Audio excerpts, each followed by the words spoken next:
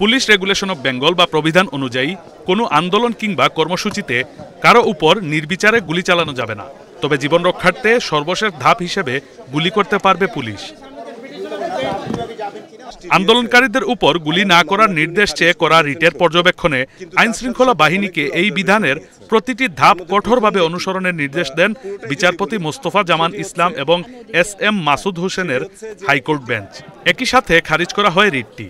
পিআরবিতে আছে, যদি মব আন্দোলন করতে চায়, দমন করতে চায়, তাহলে তাদেরকে প্রথমে ম্যাজিস্ট্রেটের কাছ থেকে পারমিশন নিতে হবে।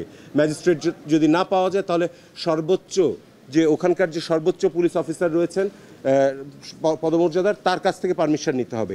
সেটাও যদি না হয়, তখন তাদেরকে মাইকিং করে বলতে হবে যে হ্যাঁ, আমরা এখন গুলিবর্ষণ করছি।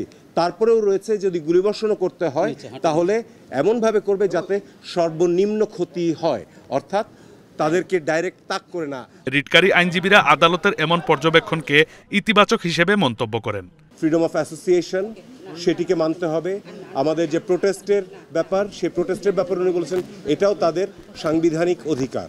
এবং পুলিশকে তিনি কিছু ডাইরেকশন দিয়েছেন যে কোনো শান্তিপূর্ণ মিছিলে বা কোনো শান্তিপূর্ণ আন্দোলনে বা কোনো শান্তিপূর্ণ প্রোটেস্টে, সমাবেশে পুলিশ তাদের যে রুল রয়েছে সেই রুল ফলো করবে।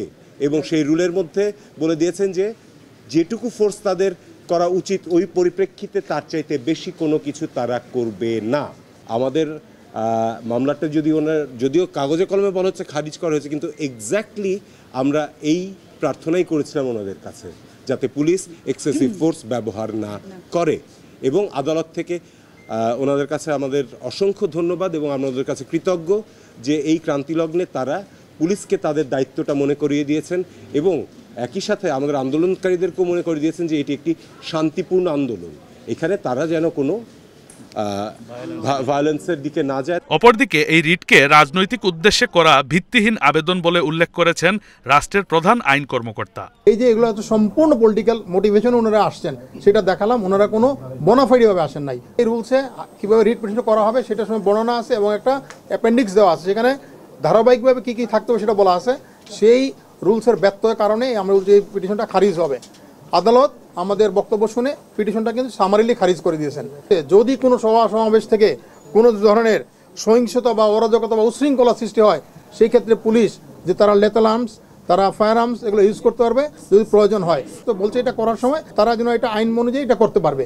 বৈষম্য বিরোধী আন্দোলনকে ঘিরে সৃষ্ট সহিংসতায় বিভিন্ন সময় আইনশৃঙ্খলা বাহিনীর গুলি চালানোর প্রেক্ষিতে করা এই রিটে মন্ত্রিপরিষদ সচিব, স্বরাষ্ট্র সচিব, পুলিশ মহাপরিদর্শক, সেনাপ্রধান সহ সংশ্লিষ্টদের বিবাদী করা হয়েছিল। আন্দোলনকারীদের উপর গুলি চালানোর ক্ষেত্রে পুলিশ প্রবিধানের প্রতিটি ধাপ কঠোরভাবে অনুসরণ করার নির্দেশনা দিয়ে রিট খারিজ করেছেন আদালত। তবে রিট খারিজ করা হলেও আদালতের পর্যবেক্ষণ এবং এমন নির্দেশনায় সন্তোষ প্রকাশ করেছেন রিটকারী আইনজীবীরা। অপরদিকে অ্যাটর্নি জেনারেল বলছেন এই রিটটি সম্পূর্ণ রাজনৈতিক উদ্দেশ্য প্রণোদিত। হাইকোর্ট থেকে শাফিউদ্দিন আহমদ, এশিয়ান টেলিভিশন।